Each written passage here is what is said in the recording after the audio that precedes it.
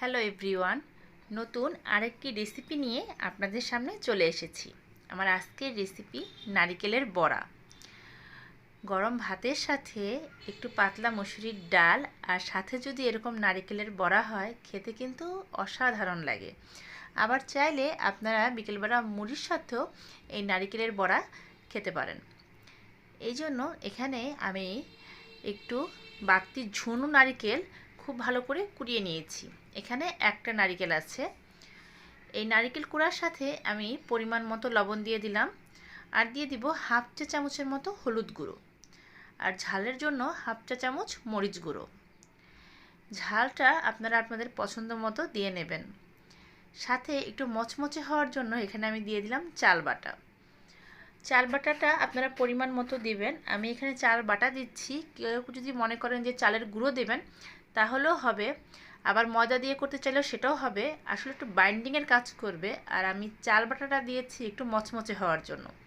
এই জন্য আপনারা ময়দার পরিবর্তে এখানে চাল বাটা দেওয়ারই চেষ্টা করবেন। তাহলে বড়াগুলো কিন্তু ঠান্ডা হয়ে গেলেও অনেক মচমচে থাকবে আর খেতে খুবই ভালো লাগবে।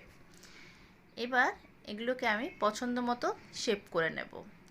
আমি কিন্তু বড়াগুলো খুব বেশি বড় করব না, আবার খুব বেশি ছোটও করব না, মিডিয়াম সাইজ করে এই বড়াগুলো করব। আপনারা আপনাদের পছন্দ মতো শেপ দিয়ে এই বড়াগুলো করে নেবেন। কড়াইতে আমি সাদা তেল গরম করে দিয়েছি। 1 কাপের মতো সাদা তেল খুব ভালো করে গরম করে তারপর এই বড়াগুলো আমি ছেড়ে দিয়েছি। এগুলো আপনাদের ডুবো তেলে ভাজতে হবে না, অল্প তেল দিয়ে আপনারা বড়াগুলো ভেজে নিতে পারবেন। আর চুলার আঁচটাকে এই সময় কিন্তু মিডিয়ামে রাখবেন। যেহেতু নারকেলের বড়া, চুলার আঁচ যদি বাড়িয়ে দেন খুব তাড়াতাড়ি কিন্তু বড়াগুলো পুড়ে যাবে আর ভিতরে কিন্তু কাঁচা থেকে যাবে। তাই একটু সময় নিয়ে মাঝারি আঁচে বড়াগুলো ভেজে নেবেন।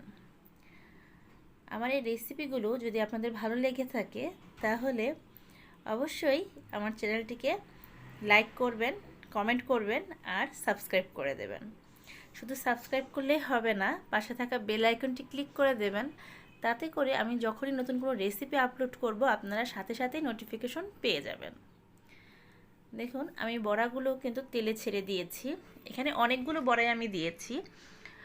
আপনারা আপনাদের সুবিধা মতো দিয়ে নেবেন, আর একটু ফাঁকা ফাঁকা করে দেওয়ার চেষ্টা করবেন যাতে একটার গায়ে আরেকটা লেগে না যায়। আর যখন একটা পাশ হয়ে যাবে তখন অপর সাইডটাও উল্টে দেবেন। এগুলোকে আমরা একটু হালকা সোনালি কালার করে ভেজে নেব। নারকেলের বড়া খুবই ভালো লাগে, আপনারা করে দেখবেন, আশা করি বাড়ির সবাই পছন্দ করবে। হয়ে গেল আমার নারকেলের বড়া। ফিরবো আর কি নতুন রেসিপি নিয়ে। সে পর্যন্ত সবাই ভালো থাকবেন, সুস্থ থাকবেন। ধন্যবাদ।